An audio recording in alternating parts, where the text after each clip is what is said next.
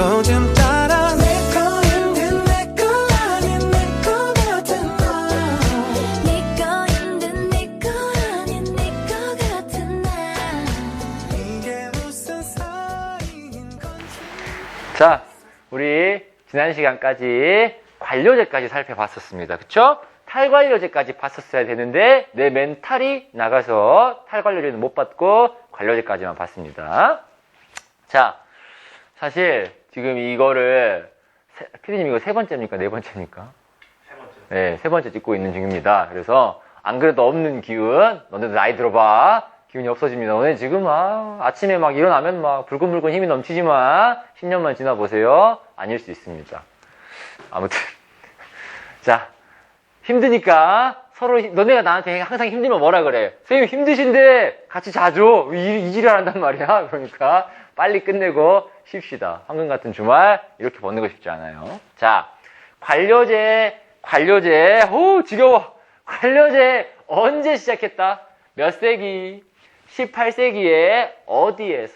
맨체스터에서 무슨 혁명 때문에? 산업혁명 때문에 대규모 조직을 관리하려고 소규모 조직을 관리하려고 대규모 조직을 관리하려고 따라서 18세기 맨체스터의 산업혁명으로 인해 대규모 조직을 관리하기 위해 만들어진 조직을 관리하는 형태 이름 뭐? 관료제입니다. 이들을 그림으로 그려보십시오 라고 딱 하면 피라미드를 그려낼 수 있다. 자, 여기서 아래에서 위로 올라갈수록 먼은 올라가, 하는 올라가, 권하는 올라가고 사람의 숫자는 올라가 줄어들어.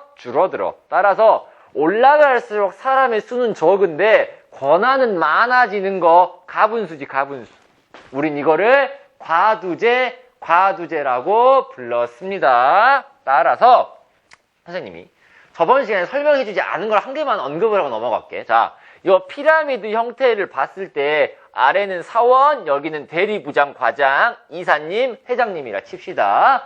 이 중에서 어디에 비중이 제일 높을까? 라고 물어보면 당연히 회장님이죠 라고 여러분들이 대답할 수 있지만 아니야, 사실은 그렇지 않아. 왜냐하면 회장님은 권한이 많을 뿐이지 차지하는 비중이 많지 않아. 또 여기 있는 사원들은 인구수가 많을 뿐이지 관료제 사회에서 중요한 역할을 담당할 수 있는 비중이 많은 건 아니야. 실질적으로 일을 처리할 수도 있고 중간에서 확인해 줄 수도 있는 중간 관리자. 군대로 치면은 2등병은 필요가 없어. 1등병, 1병이 많이 필요한 그런 게 관료제의 특징. 따라서 문제에서 어디 관리자의 비중이 제일 높은가, 권한이 제일 중요한가 라고 하면 중간 관리자의 비중이 가장 중시된다 라고 답을 선택하시면 됩니다.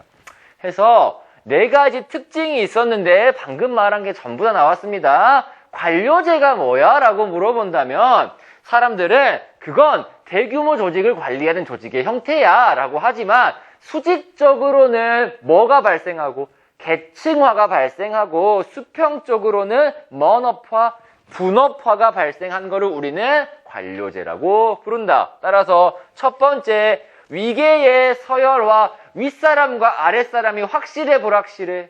확실한 상태가 강하게 나타나는 거를 우리는 관료제라고 부르고, 자, 한 가지 일을 동등한 부서, 동등한 직급의 사람들이 여러 가지로 나눠. 김 과장은 핸들, 박 과장은 타이어, 신 과장은 엑셀, 이 과장은 유리창, 이런 식으로. 학교로 치면은 사회과, 영어과, 국어과, 그런 식으로 나누는 거를 과업의 세분화라고 이야기한다고 했습니다. 자, 세 번째로는 관료제는 사람의 목숨 구하는 것보다 더 중요한 게 있어. 뭐게? 그치. 그 조직이 가지고 있는 규칙 또는 절차를 문서화시켜서 기록하는 거를 가장 중요시 여깁니다. 이로 인해 발생할 수 있는 문제점이 목적 먼치 현상, 목적 전치 현상, 목적 전도 현상. 진짜로 중요한 목표와 과정과 절차가 뭐가 더 중요한지 바뀌어버린 상태야. 근데 우리가 달성하고자 하는 목표가 있는데 그것보다 과정을 더 중시 여겨버리는 상황을 목적 전치 현상이라고 했고, 마지막으로 공무원 사회, 관료제 사회에서는 뭐에 따라서 보상을 해줘? 먼력, 경력에 따라서 보상을 해줍니다. 우린 이걸 네 글자로 뭐라 부른다? 연, 공, 서, 열이라고 부릅니다. 근무한 연수에 따라서 공적을 인정해줘서 줄 세우기 하는 제도, 연공, 서열 제도에 따른 보상이라고 이야기했습니다. 자, 이거랑 비교해서 탈관료제 그대로 반대로 적용시켜 보도록 하겠습니다. 자, 탈관료제 같은 경우는 여러분들이 가장 쉽게 받아들일 수 있는 탈관료제는 프로야구, 프로축구팀, 맨시티, 토트넘, LG, 두산, 기아 이런 식으로 프로축구, 프로야구팀, 프로스포츠팀을 대표적인 탈관료제 조직으로 이해하면은 조금 받아들이기가 쉬운데, 자, 원래는 이런 조직사회에서 살아갈 수 있었는데 시간이 지날수록 사람들의 생각이 단순해져 다양해지고 과학기술이 발달에 퇴보해 발달했어. 그렇다 보니 아하, 사람들이 많은 거를 똑같은 사람들이 갖고 싶어 한 게 아니라 사람마다 각자만의 너만의 물건을 가져, 너만의 플레이를 해 라고 이야기를 하는 거지. 그렇다 보니 아하, 현대화되고 다양화가 발생을 할수록 사람들은 더 이상 관료제 사회 조직 형태만으로는 운영할 수가 없구나 라는 결론을 내리게 됩니다. 따라서 탈관료제화는 사람들의 서열이나 규칙을 중요시하는 게 아니라 각각이 가지고 있는 힘들어. 개인이 가지고 있는 크리에이티비티, 창의성을 중요시 여기고, 창의성을 포함해서 사람들의 나만의 특성을 뭐라고 불러? 너 정말 이게 넘치는구나. 뭐? 개성. 너 정말 개성 넘치는구나. 이거 그런 거지. 소개팅을 하는데, 나 남자 소개시켜줘. 내 친구 소개받을래? 잘생겼어? 개성 넘치게 생겼어. 욕인지 칭찬인지 모르겠으나 본인만의 특성이 뚜렷하다. 우린 요거를 개성이라고 부르는데, 아무튼 창의성과 개성을 중시 여기면서, 자, 관료제 사회대로 일을 처리하면 일이 빨리 처리돼, 천천히 처리돼? 천천히 처리되지. 따라서 요거 다 깨부셔. 저렇게 하지 말고 바로바로 성과에 의해서 일 처리를 해. 신속하게 일 처리를 하라는 목적에서 우리는 이렇게 탈관료제화는 사람들의 창의성과 개성을 중시하며 신속한 일 처리를 위해서 밖에 영어쌤이 잠깐 왔다 가셨습니다. 네, 이렇게 하트를 날려주시고 가셨어요. 퇴근하셔서 기쁘신 것 같아요. 네, 나도 가고 싶습니다. 자, 아무튼 그래서 요 의미는 그렇게 인간들의 창의성, 개성, 그리고 어떻게 일 처리를 하기 위해 신속하게 일 처리를 하기 위해서라고 이해하면 되겠습니다. 자, 여기와 반대되는 네 가지 성격을 이야기해 줄 건데, 자, 봐봐. 위계의 서열화를 나누면 수직적이어져, 수평적이어져? 수직적이어지겠지? 따라서 그것과 반대니까 원평적? 그치. 수평적인 제도가 이루어지는 게 탈관료제의 첫 번째 성격이자 특징이라고 할 수 있습니다. 우린 수평적인 거를 민주적이라고 불러요? 비민주적이라고 불러요? 그치. 민주적인, 평등한 거, 공평한 거, 수평적인 거, 민주적이라고 부르고요. 자, 관료제에선 권한이 누구한테 제일 많았니? 회장님한테 많았지. 근데 탈관료제는 아니야. 모두한테 골고루 권한을 나눠주는 분권적인 형태로 이루어져 있습니다. 그리고 옛날에는 관료제에는 위에서 시키는 대로, 뭐 군대로 치면 장군님이 시키는 대로 아랫사람들은 그냥 따라가야 되는데, nope, 이제는 다릅니다. 위에서 시키는 대로 하면은 그건 꼰대들이고, 아랫사람들이 창의적인 아이디어, 젊은 사람들이 아이디어가 모여서 올라가는 제도, 우린 이거를 상향식 의사결정이라고 부릅니다. 자, 탈관료제가 상향식 의사결정이면 그냥 관료제는 뭐겠어? 너네들 지금 주식 상태? 그렇지. 하향식 의사결정이 관료제라고 이해하면 되겠습니다. 자, 첫 번째 특징은 그렇게 이해하시면 되고, 탈관료제의 두 번째 특징으로는 수평적이어지고 사람들이 권한을 갖다 보니까 일 처리를 하는 데 있어서 경직적이야 유연해져? 유연해지겠죠? 사람들이 아하 내가 한번 해보고 싶은 대로 일 처리를 해볼까? 라고 하면서 유연성이 더 증가하게 됩니다. 됐습니까? 네. 자, 유연성이 증가하고 창의성을 존중해 준다는 건 그때그때 번뜩이는 아이디어로 상황을 넘어간다는 의미지만 반대로 말하면 유연성 있는 조직은 안정적이야, 불안정적이야? 불안정하겠지. 따라서 안정성이 떨어질 수도 있습니다. 또 그때그때 순간순간을 아이디어로 넘어가다 보면은 이게 계속 이어질 수 있어, 없어? 이어지기 어렵겠죠. 따라서 지속성은 조금 떨어질 수 있습니다. 자, 유연성이 올라가는 만큼 그와 동시에 안정성과 지속성은 떨어질 수 있다라는 게 탈관료제의 특징 내지 한계점이라고 할 수 있는데, 우린 이러한 집단을 이해관계에 따라서 모이고 이해관계가 해결되면 헤어지는 집단, 이합집산적인 집단이라고 부릅니다. 자, 선생님이 탈관료제의 대표적인 예시가 뭐라 그랬어?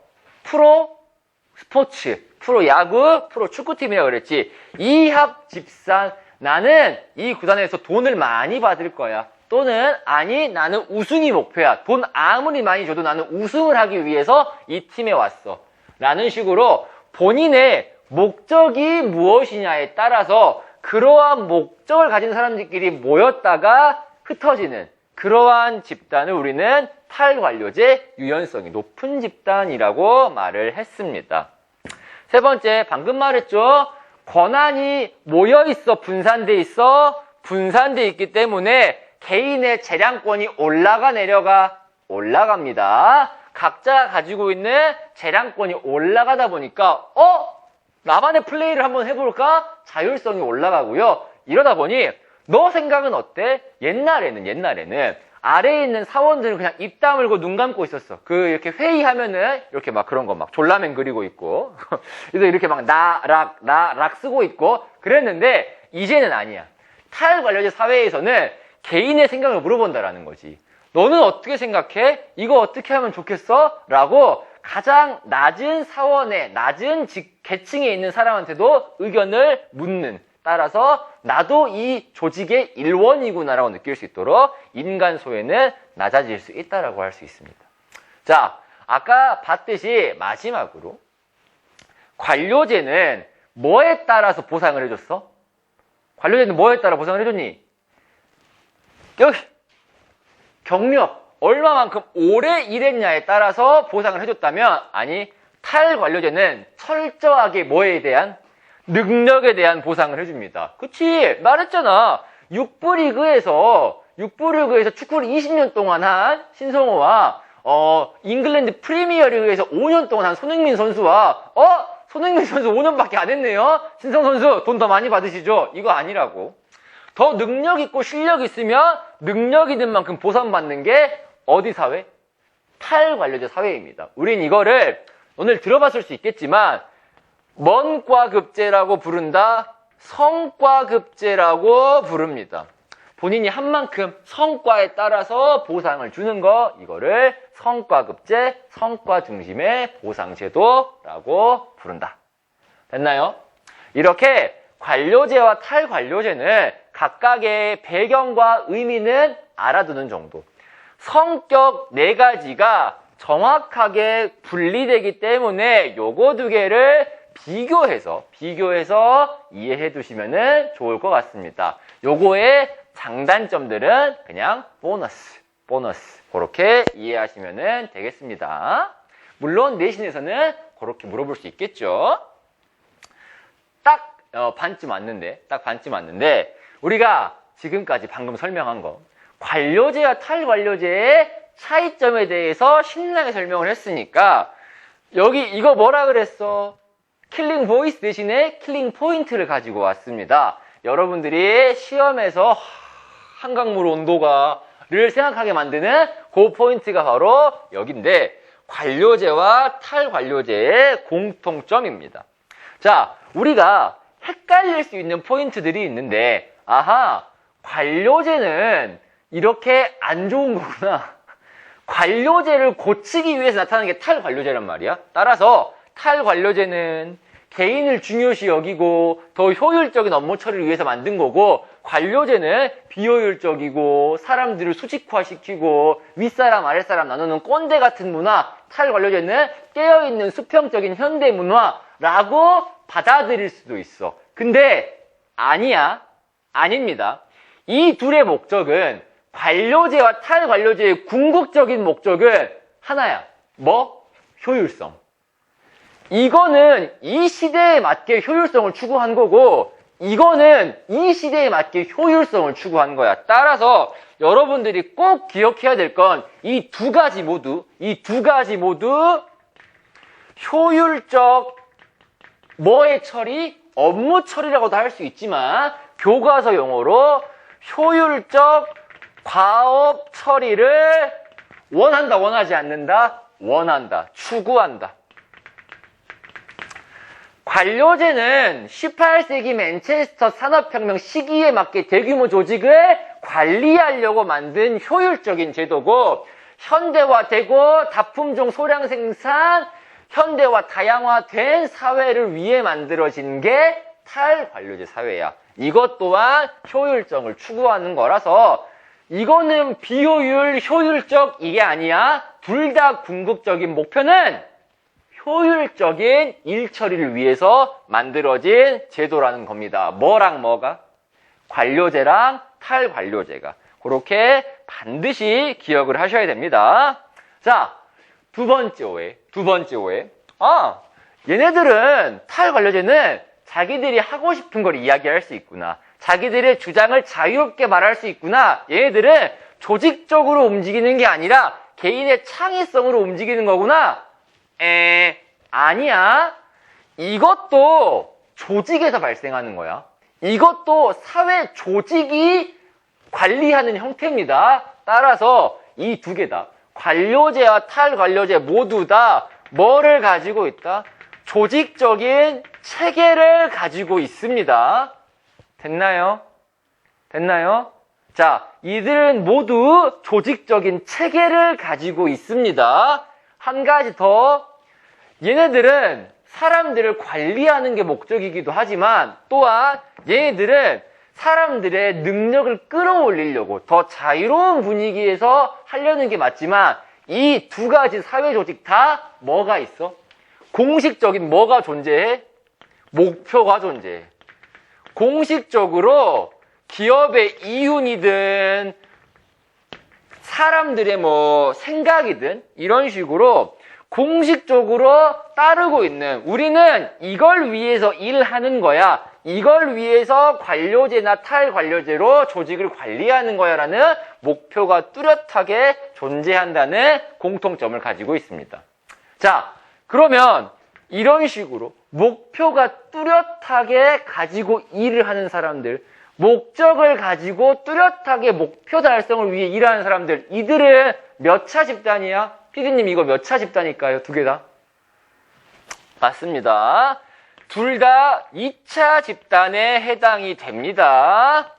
잊어버리시면 안 돼요. 앞에서 했던 거. 그리고 마지막에 공통점은 이들은 지위를 획득하는 데 있어서 본인이 부장님이 되든 과장님이 되든 팀장님이 되든 이런 거에 있어서 지위 획득 기회의 공정성을 보장해준다, 아니면 보장해주지 않는다? 보장해준다. 어머! 선생님! 그럼 누구나 하고 싶으면 회장할 수 있습니까? 가능하지. 아니, 가능해요? 왜 안 돼? 너네들이 알고 있네. 여러분 이거 다 이 사람 일반 사원입니다. 이 사람 현대에서 일반 사원으로 시작해서 뭐 달고 대통령 한 거다? 사장님 달고 대통령 한 겁니다. 따라서 우리는 아래에 있는 사람들은 위로 못 올라가겠지? 라고 생각하지만 no, 아니야. 정말로 능력이 뛰어나다면 기회가 조금 힘들고 어려울 뿐이지만 가능하다라는 거야. 자, 그래서 이거는 선생님 친구들한테 들은 건데 선생님 친구들 중에서 이제 기업을 다니는 친구들이 있어요. 자, 기업을 다니다 보면은 한 1년 정도 지나면 느낌이 온대. 내가 이 오너가, 기업의 오너가 와 식사를 할 수 있겠구나 라는 느낌이 든대요. 근데 그 느낌이 2년 내로 들지 않으면 그냥 평범하게 부장님 정도에서 마무리가 되고 내가 진짜로 임원이 될 수 있을지 없을지는 1년만 지나면 느낌이 온대요. 아, 내가 정씨 또는 이씨와 밥을 먹을 기회가 있겠구나 한 번쯤은 느낌이 오면 내가 임원이 될 수 있겠다라는 생각이 든다고 해요. 자, 따라서 로또 같은 거야. 누구한테 올지 몰라, 언제 올지 몰라, but 능력이 있으면 올 수는 있어. 그렇잖아? 연금 복권, 로또 항상 난 안 되지만 누군가 당첨되잖아요. 그런 느낌이다. 누구에게나 열려있다. 로또 누구나 될 수 있다. 될 확률이 낮을 뿐이다. 자, 됐나요? 자, 근데 요거랑 반대로 요 하얀색 글씨 한번 봐봐. 지위 획득 기회의 공정성 보장해준다는 건 똑같은데 근데 이 보상을 분배하는 방식은 달라. 앞에서 했었죠? 분배하는 방식은 달라. 관료제는 뭔 역에 따라서 경력에 따라서 탈관료제는 뭔 역에 따라서 능력에 따라서. 됐나요? 지위 획득 기회의 공정성은 둘 다 보장되어 있으나 보상을 분배하는 방식은 다르다라고 이해하시면 되겠습니다. 자, 이제 22분쯤 지나고 있는데 오늘은 진짜 강의가 빨리 끝날 것 같아요, 피디님. 여러 번 하니까 익숙해진 것 같아요. 자, 여기 한 번만 잡아주세요, 여기. 자, 우리 대망의 마지막 퀘스천 10. 선생님, 이 퀘스천의 기준이 뭡니까? 선생님이 말한 적이 있는지 모르겠어. 여러분들이 이 2단원까지 공부가 딱 끝나면 수능 기준으로 정확하게 대략 10번 문제 정도, 10번 문제 말고 10문제 정도는 이제 풀어낼 수 있어, 수능에서. 그 정도 주제가 딱 10번째 키워드가 바로 우리 2회고사의 마지막 일탈이론입니다. 자, 이 일탈이론에 대해서 간단하게 소개하고 오늘 수업 좀 빨리 끝낼게요. 자, 일탈이론 중에서 우리가 말하는 일탈은 무엇이다? 내가 말했잖아. 청소년들의 흡연, 음주, 오토바이 탑승 이런 거 다 일탈 맞는데 더 간단하게 여러분들이 뭐 새치기 하는 거, 길거리에 쓰레기 버리는 거, 침 뱉는 거 또는 뭐 무단횡단 이런 것들도 다 일탈이라고 할 수 있어. 자, 따라서 이러한 일탈 이론은 정상적인 범주, 이게 정상이야. 우리 사회적으로 도덕적으로 정상적인 건 이런 것이야 라고 정해놨는데 정상적인 범주를 벗어나는 행동을 우리는 일탈이라고 부른다 라고 이해하시면 됩니다. 정상적인 행동을 벗어나는 범주가 일탈이다. 거기에는 세 가지가 있어. 요거 굉장히 어렵게 하려면 어렵게 할 수 있지만 쉽게 할 거야. 아노미 이론이라는 게 있어. 아노미가 어디 나라 말일까? 일본말 아니야. 막 히토미 그런 거 아니에요. 아노미는 프랑스어입니다. 영어로 카오스라는 뜻과 굉장히 비슷한 대혼란, 혼돈 이런 뜻인데 이 아노미 이론이라는 거는 이야기한 사람이 두 분이 계세요. 첫 번째 뒤르켐이라는 프랑스 사회학자가 있으시고 두 번째 머튼이라고 부르는 미국의 사회학자가 있으세요. 이 두 분이 자, 이 둘 중에 누가 형이게? 위에 계신 분이 형입니다. 몇 살 형이게? 60살 형이에요. 자, 그래서 이 형님이 써놓은 아노미 이론을 보고 우리 머튼 선생님이 D형 그거 아니야. 아노미 리스펙해 존중하는데 아노미는 조금 달라 그거랑 라고 이야기해서 이 두 분이 주장한 아노미 이론, 세상이 혼란한 상태에서 일탈이 발생한다. 두 번째, 이 차별교제 이론을 학자는 다음 시간에 말해주겠지만 이 사람은 사람들이 왜 범죄를 저지를까? 사람들이 범죄를 저지르는 이유는 나쁜 사람들이랑 놀아서 그러는 거야. 굉장히 약간 어린 시절의 우리 부모님 같은 마인드. 나쁜 친구들이랑 노니까 나쁜 짓을 저지르는군. 이라고 생각한 차별교제 이론. 사람을 차별적으로 교제하다 보니 그 사이에서 발생하는 게 일탈이다. 라고 이야기를 한 거고, 맨 마지막으로 낙인 이론은, 자, 여러분들, 요 낙인을 조선시대 때 누구한테 찍은 거야? 노비들한테 낙인을 찍었죠. 그것처럼, 너는 천한 사람이야. 너는 나쁜 사람이야. 나쁜 새끼, 범죄자 새끼 하니까 이 사람이 내가 진짜 나쁜 사람인가? 내가 진짜 범죄자인가? 하니까 오케이 알겠어 확실히 보여드리겠습니다. 깊은 밤의 유혹 일탈 해가지고 본격적인 일탈을 보여주는 게 낙인 이론이라는 겁니다. 따라서 이 낙인 이론은 사람이 하는 행동이 문제가 아니라 그 행동을 보고 부정적으로 평가하고 인식하다 보니까 그걸 당하는 사람들이 내가 진짜 나쁜 사람이구나. 내가 진짜 이상한 사람이구나. 라고 생각을 하다 보니까 그게 내면화돼 버리고 그렇게 학습이 돼버리는 거지. 그러다 보니까 그때부터 더 심한 일탈, 더 본격적인 일탈을 저지르는 게 낙인 이론이에요. 그러니까 사람들이 에이씨 나쁜 새끼 하는 것 때문에 일탈이 발생하는 거다라는 게 낙인 이론이라는 거죠. 따라서 다음 시간도 아마 30분이 안 걸릴 것 같습니다. 따라서 요 세 가지 이론까지 다음 시간에 마무리하고 지금까지 배웠던 거 우리 뭐부터 시작했지? 사회 실제론이랑 명목론부터 지금까지 일탈이론까지 왔던 거 한번 쭉 흐름 정리하는 걸로 다음 시간 이번 학기 수업을 마무리하도록 하겠습니다. 우리가 만난 지 진짜 이제 한 반년 됐나요? 한 4개월? 3개월 돼 가는데 벌써 한 학기가 끝났습니다. 끝나는 거 아니에요. 다음 시간 한 번 더 있습니다. 마지막까지 파이팅해서 수업 들어주시고 오늘은